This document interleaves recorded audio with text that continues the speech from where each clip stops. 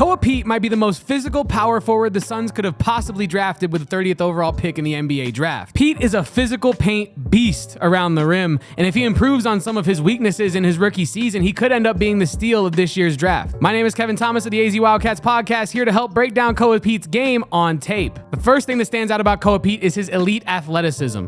Here's a play where Karchenkov is forced to pick up his dribble. Peat forces the issue, gets to the basket, gets the bucket, and as you see here as we run it back again, Peat is able to use his very quick second jump to clean up his own mistake and get the 2 points. We have another clip from the Purdue game here where Koa Peat is able to force the issue yet again. He has a smaller defender on him, puts that guy into the weight room, gets the 2 points. I think this is something that Koa Peat is very strong at. He is no stranger to physical contact. He loves that and he plays through that. We'll run this back one more time. Koa Peat is able to seal his smaller defender under the rim, call for the ball, use his big frame to get the bucket through the contact. He utilizes his frame very well to get big, get physical, and really make that size difference stand out while he gets this physical bucket. And while the physicality certainly stands out on first view, what you'll learn as you watch more Koa Peat is he's a pretty underrated passer as well. Here he is doing something he did very often this past season, feeding Braden Burries on a baseline dive to the basket with a clean bounce pass. Koa Peat is able to use his game feel,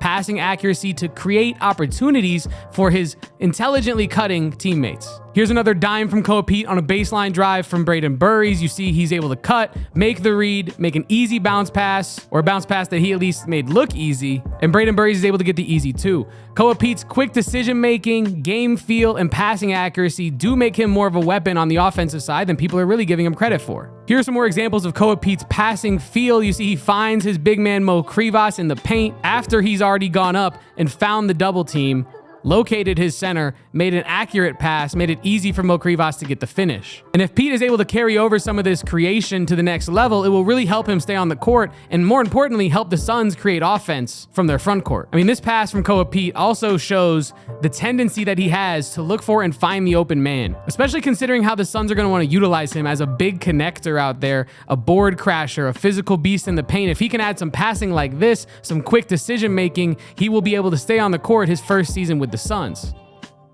Because making passes like this in March Madness to guys like Tobe Awaka really should pop off the page to people. But I don't think Koa Peat's necessarily getting the credit that he deserves for being the passer that he is.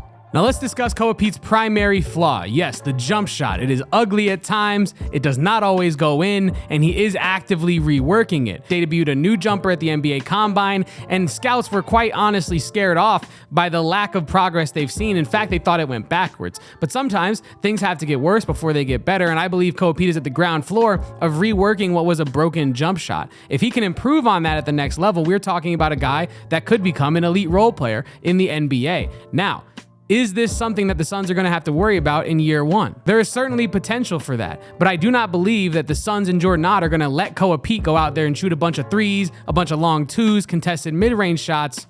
I think that his game is going to be suited for the role that he is going to be asked to play while having the time to work on that jump shot and make it more consistent. Because as you'll see here, he is capable of making tough contested mid-range jumpers, turnarounds, all that stuff. He hit a fair amount of those this past season for Arizona. But I don't think he's going to be allowed to take tough contested turnaround twos in the NBA level. He's going to have to find his offense in other ways. Not to mention, oftentimes the jumper was coming straight off his hands and straight to the rim. It's a line drive. You don't really see those find success in the NBA very often. But what you do love to see is he has the tendency to work in the mid-range and he knows how to get to his spots. And I think that as he improves the jumper, you will see him cash in on some of those mid-range opportunities, especially with the spacing that the NBA offers. The only catch is usually the role players and the rookies are not the ones taking the tough mid-range jumpers. That's going to be relying on Devin Booker and Jalen Green. So how can Koa Peat overcome his lack of a jump shot? There are a ton of ways. He's contributed to winning at every level he's played at so far without having a reliable jump shot. How can he carry that into the NBA? He's going to have to rely on the physicality that we already touched on, the game feel that we touched on, and also he's going to have to play defense. And as we get into some defensive clips here for Peat, you'll realize that he uses his athleticism to stay with guys who might be quicker or faster than him. And he's also able to utilize his strength to stay with bigger, taller centers and power forwards that might have a otherwise physical advantage over him. And here we have one of my favorite plays from Koa Peat's freshman year at Arizona.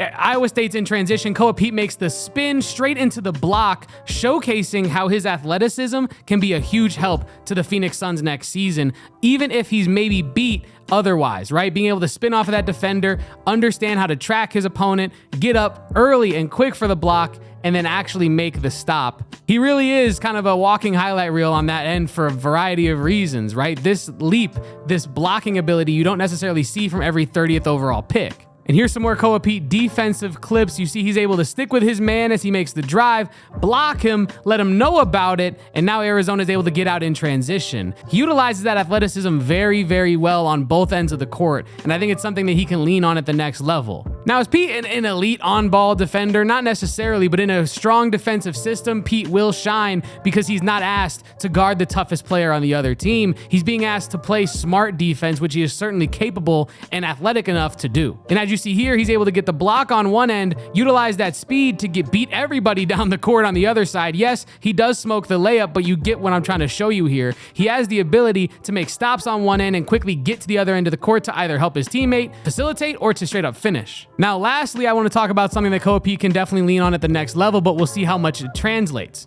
The downhill game. I said it earlier and I'll repeat it here. He's like a bull in a china shop when he decides he wants to get downhill, dropping his shoulder, going straight into the chest of his opponent, and usually getting the bucket or the foul. That level of physicality is something the Suns definitely needed in that last playoff run where they were defeated by the Oklahoma City Thunder. And it doesn't necessarily seem to matter who is defending Koa Peat. He is easily able to get downhill, have explosive, athletic finishes around the rim, and that is something that the Suns are going to need. As you see here, he slips the screen, gets all the way down to the rim, slams it home on Trevon Brazile, who's also one of the most desired prospects in the later end of this draft. Sure, Koa Peat fell in the draft due to his lack of offensive pop, but a guy this versatile is going to be used in multiple ways at the next level by a head coach in the NBA as smart as Jordan Ott. His jumper will certainly need some work, but he's able to contribute to winning in so many ways that I do not doubt that if Pete leans into his physicality, his playmaking, his strength, his athleticism, and defensive abilities, he can stay on the court at the next level. And if Pete is able to make that jump shot work, he could be the steal of the NBA draft for the Phoenix Suns. I mean, they took him at the 30th overall pick.